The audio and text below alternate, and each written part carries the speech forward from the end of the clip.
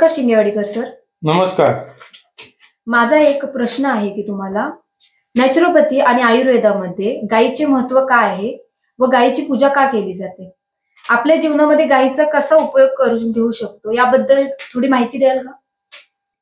गायीच्या बद्दल माहिती सांगायची म्हटलं तर आज रोजी तसं पाहायला गेलं तर आपले शास्त्र असतील, पुराणे असतील किंवा विज्ञानाने बी बऱ्यापैकी रिसर्च करून गायीची जी माहिती आहे ती मीडियामध्ये बी भरपूर प्रमाणामध्ये प्रसिद्ध झालेली आहे.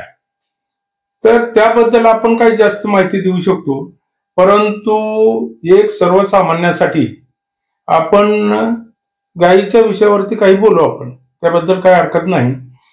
बघ, गायीला कामधेनू म्हटलेलं आहे. कामधेनू हे एक नवरत्नापैकी एक आहे. ते समुद्र मंथनातून जे नवरत्न मिळाले त्यातील एक गायी रत्न आहे आणि तिला आपण देव म्हणून तिची पूजा करतो. म्हणून गायीचं वैशिष्ट्य सांगायचं म्हटलं तर जी वैश्विक ऊर्जा आहे, जी साठवण्याची जे मोठं आपण त्याला काय म्हणूया, खजाना. गायीची ऊर्जा साठवण्याचा, आपलं वैश्विक ऊर्जा साठवण्याचा जो खजाना आहे ती बघा, सूर्यकिरण ग्रहण करण्याची जी शक्ती आहे म्हणजे सूर्यकेतू नाडी ही गायीच्या वशिंडामध्ये आहे. त्यामुळं गायीची आयुर्वेदासाठी आणि नॅचरोपॅथीसाठी म्हणजेच गायी ही संपूर्ण आयुर्वेद आणि नॅचरोपॅथी आहे असं म्हणायला काही हरकत नाही.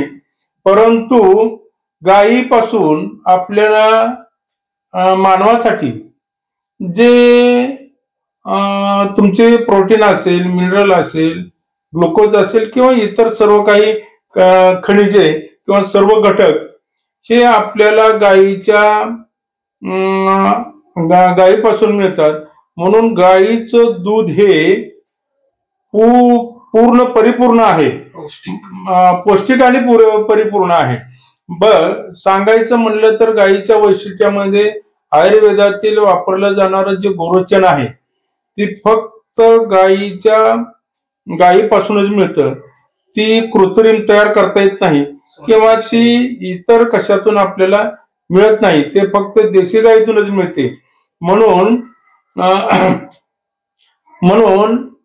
म्हणून पडताळणी बघा, आजचं जे विज्ञान आहे, विज्ञानाने पडताळणी म्हणून जी गायीच्या आतापर्यंत गायीवरती रिसर्च केलेला आहे किंवा त्याच्यावरती अनेक संशोधन केलेली आहेत ती आपल्याला मान्य आहेत.